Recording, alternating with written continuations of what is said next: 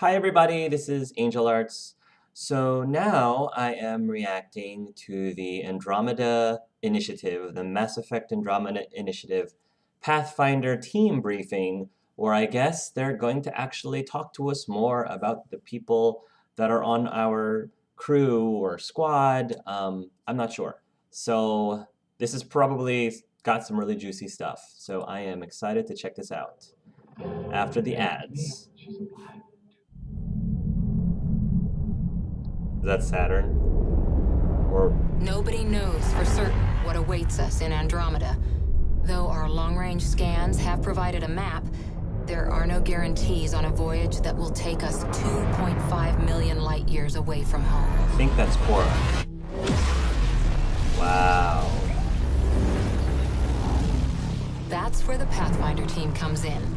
My name is Cora Harper. Harper. Second in command on the human Pathfinder team. Oh, second It's our in job command. to find and secure potential golden worlds, identify settlement sites, and start the process of building our new home. There's the other habitats. We act under our own authority and represent the tip of the spear in Andromeda. Wow. Every arc has its own team, and every team has its own Pathfinder. Senior mission officers, experts in survival, diplomacy, and if that fails, combat.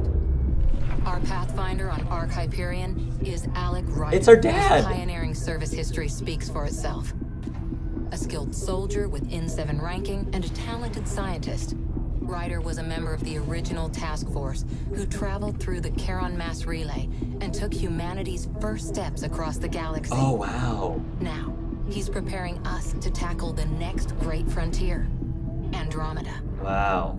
Liam specializes in crisis response. Every team needs its idealist, and Liam is ours.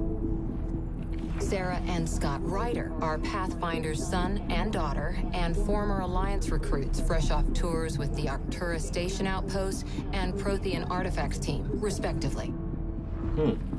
And myself, Lieutenant Cora Harper. To be brief, I'm a biotic, the team's operations specialist in charge of ground missions, and I spent the last 4 years serving alongside Asari commandos. And finally, our last team member, Sam. Short for Simulated Adaptive Matrix, Sam is an artificial intelligence designed by our Pathfinder himself. From his node in the Ark, Sam receives a direct feed of the Pathfinder's sensory input via a neural implant. It sees and feels as Ryder does, providing him advanced situational awareness, problem solving, and even tactical enhancements. All members of the Pathfinder team receive implants, allowing them to communicate directly with Sam. Wow. The individuals who make up this team are everything the Andromeda Initiative represents. A chance for the bravest and the brightest to come together for something bigger than ourselves. If you have what it takes to join us, we'll make sure there's a bunk on the Tempest with your name on it. Beautiful. Cool, cool, cool. So, wow, they gave us a lot of information there. So we got to know a little bit more about Cora Harper. She apparently is a biotic. I did not know that. We know that she is second in command. So she's kind of like our Miranda, I guess, kind of, but not really. She's, I think her personality is a lot different from Miranda. Obviously, her backstory is a lot more like Miranda. Um, and then, we got to get a little bit more about Liam Costa. He's our crisis specialist. Everyone needs an idealist, I guess, and so Liam is that one, which I think fits his personality really well. I think I heard someone say that, the Cora and Liam thing kind of reminds them of Miranda and Jacob, and I guess I see it, but I don't really see it beyond just the pretty white woman and the hip black guy. Like I don't really if that's what all that you are associating with Miranda and Jacob, I don't know. I think that there are a lot more different than that. I feel like Liam, again, as a person and personality-wise, is a lot different from Jacob. I think he's a lot more like laid back than Jacob, maybe a little bit more outgoing than Jacob. No, I don't see it. I don't really see it. We got to see Alec Ryder, which is our father. Um, I really love how the Mass Effect Andromeda story is supposed to have a lot of ties to your family. I think Mass Effect writers have said that they understand that the biggest draw for a lot of people, the reason why people love these stories so much is because of the tight-knit relations and relationships that you get to form with the other characters. And having a familial family relationship, I think, definitely adds to a story. I hope that it's an even deeper connection with a deeper connection than you had in Dragon Age 2 because, you of the Hawk siblings. Hopefully it's I feel like they did an okay job of incorporating a family tie, a family relationship in Dragon Age 2, but I kind of expected and wanted more than what they gave us. Um, and but I think what's really interesting, and I apologize, I don't. This isn't a plot spoiler, um, but I find it what's really interesting is that just because you select a male or female writer, it doesn't mean that the other writer doesn't exist. You do have a sibling if you are the male writer, then you have a sister. If you are the female writer, then you have a brother, and that other character that you did not choose to be the main protagonist or your main protagonist is still in the world, is still in the storyline. So that I think is really, really cool and really fascinating. It reminds me a little bit of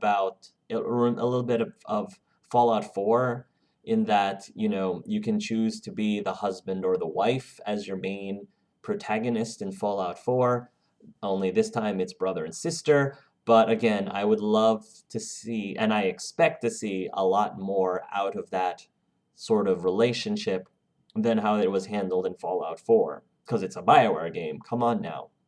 So it'll be really interesting to find out what happens with our dad, Alec Ryder. I feel like it would be really cliche and really tropey and something that we've already seen in other BioWare games to have a character like Alec Ryder to just die at the beginning and then you inherit his pathfinderness.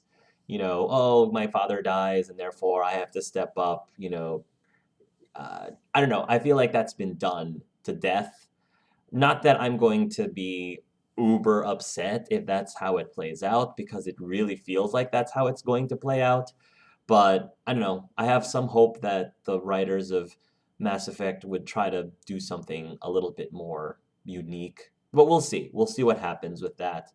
Um, it was really cool to get more information about the different habitats 1 through 7, 7 being the one that we're trying to have the main habitat or the main home planet, the new home planet for um, the humans, as we saw in this cinematic trailer number 2. Um, I'm wondering what the other habitats are for. And I believe I'm expecting that in the game we're going to explore all 7 of those habitats at minimum. We'll probably explore other areas of the galaxy, of Andromeda Galaxy, but I would be shocked if during our adventure we didn't end up going to all 7 of those habitats. And it would be interesting to find out what all of those seven habitats are supposed to be um, are supposed to be uh, utilized for. The golden worlds. They refer to them as the golden worlds. I guess the ones that they determine would be the best used for sustaining life. Um, so I'm guessing one's for humans, one's for Turians, one's for Asari, one's for Solarian, um, and maybe another one for Krogan, I guess, maybe. Although I don't think the Krogan have been healed of the genophage by this point, so I wonder how that's going to work out. And then the last two habitats are for the other races, I suppose, for mixed races. I don't know. Of course, that's assuming that all seven of the habitats have been determined to be, all good for becoming new home worlds. It could very well be that, maybe they're trying to have multiple candidates of habitats and then they can decide which one's the best one. So they might not even utilize all seven, maybe because just in case one of the habitats is a lot harsher or not conducive to sustaining, sentient life like they originally was hoping for. So that's what I'm thinking. Maybe not, some of the habitats are not really as I don't know, habitable as others. So the story, I have to say, is really intriguing, and I think the more I watch these trailers, the more like fascinated I am and invested in what the story is. Like it truly is a exploratory story, and I normally am not that big on exploratory stories. That's why I unfortunately am not that big on open world um, open world games as much because exploring is not as big of a deal for me as, for example, say a deep story or romances, or just talking to my companions. I mean, I would much rather spend hours and hours on end talking to my companions than exploring a new planet. That's just me personally. That is just my personal taste in things. And I don't think I think there are a lot of people who play Bioware games who feel the same way, that they would much rather do that than exploring an open world. But we'll see. And if you love open worlds, that's awesome. That is awesome. This is just my personal taste, and I'm just expressing the things that I am personally looking for in a game. We got to know a little bit more about Sam.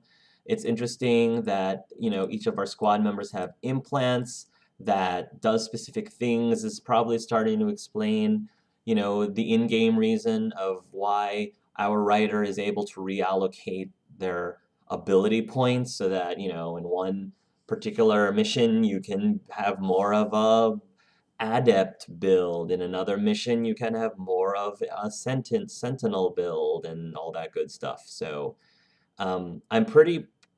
I'm really excited to learn about more of the other characters. They did actually, since we still have Vetra, who is our Turian, and the female Turian, and Drac, who is our Krogan, and our final character, which I think we've kind of figured out who that is. I guess I won't say who that character is, but they did kind of reveal. I don't know if BioWare officially revealed it, but based on some toys that were released, some Mass Effect Andromeda toys, that kind of revealed who the sixth character is going to be, but I'm not going to say anything in case you don't want it to be spoiled.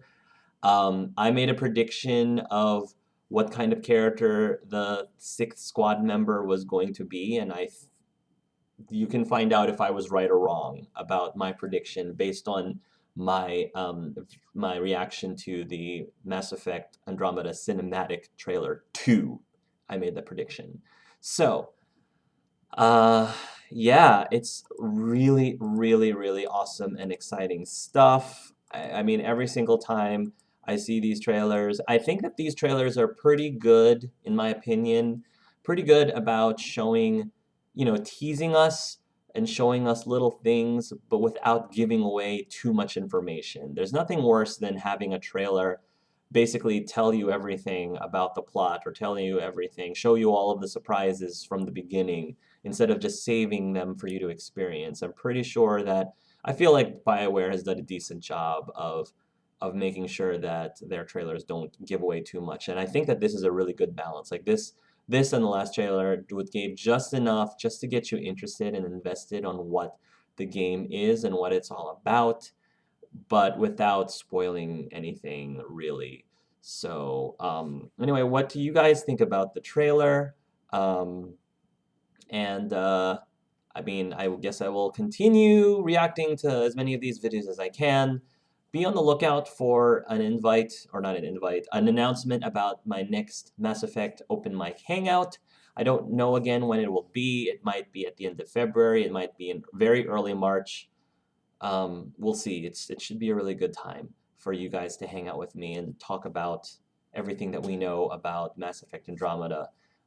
So that'll be awesome. Thank you guys so much for watching, and until next time, love yourselves and love each other.